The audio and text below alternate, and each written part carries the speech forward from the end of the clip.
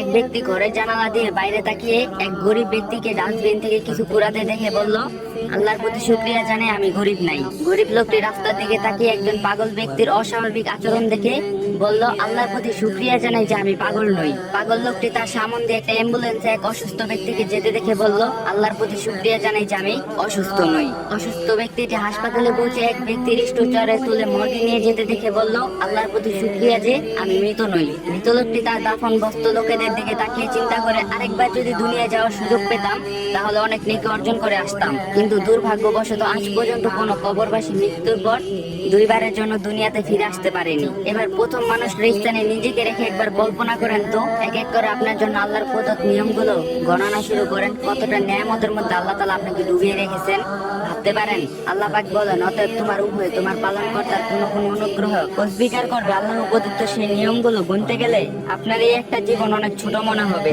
তাই আসুন আমরা যে যার অবস্থা থেকে সবাই বলে আলহামদুলিল্লাহ। আর যদি ভিডিওটা ভালো লাগে অবশ্যই কপি লিংক করে দিবেন।